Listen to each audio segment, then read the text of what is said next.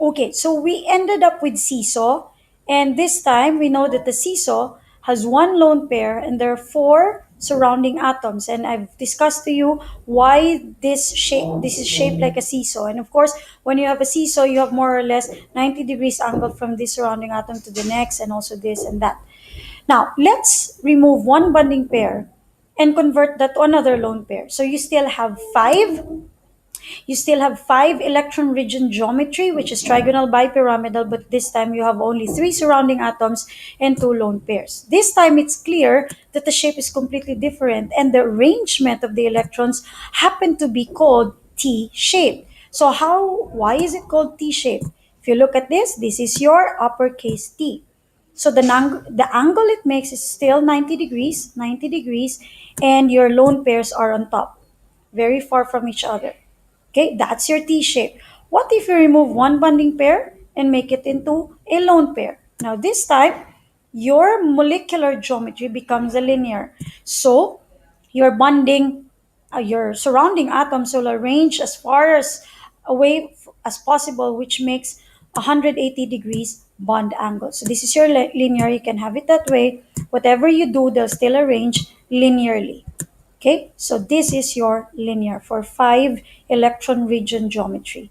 Let's now proceed to 6. So let's remove all. Let's add 6 with 0 lone pair, which we already know to be octahedral because it forms 8 faces up and down. So you have a square on the center, and there's one on top and there's one below. Let's see what happens if you remove one bonding pair and convert it into a lone pair. When we have that, we form a square pyramidal. Why is this a square pyramidal? Let me make this clear. Okay, so you see, you still retain the square, connect that, and then once you connect the square to this surrounding atom below, you'll form a pyramid. But the pyramid here has a square base. That gives its name square pyramidal. Comparing it to trigonal pyramidal, which if we reduce it to three bonding pairs, that's going to be a trigonal pyramidal. So you have a triangle base forming a pyramid. So going back, if we have a square pyramidal, you have five surrounding atoms, and that five surrounding atoms is going to form a pyramid with a square base. Okay, so that's it.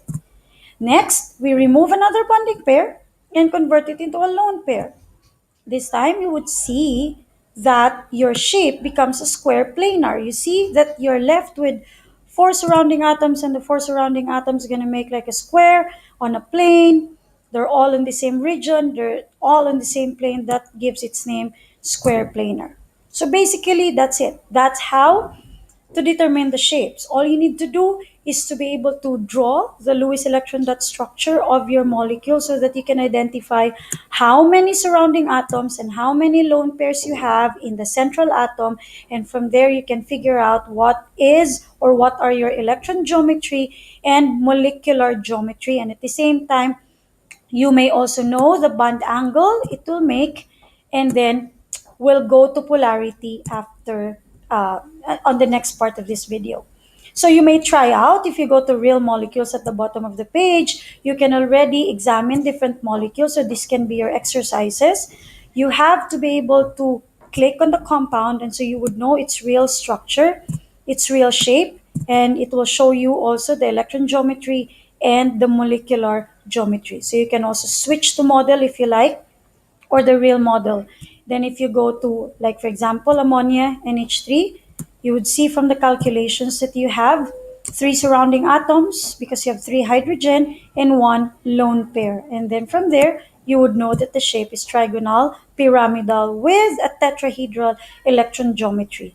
So please don't forget to visit PhET simulation. Go to molecule shapes, search for that, and I want you to try out this particular exercise wherein you get to know 13 molecules, get to know its molecular shape, familiarize them, and at the same time, please remember all the shapes.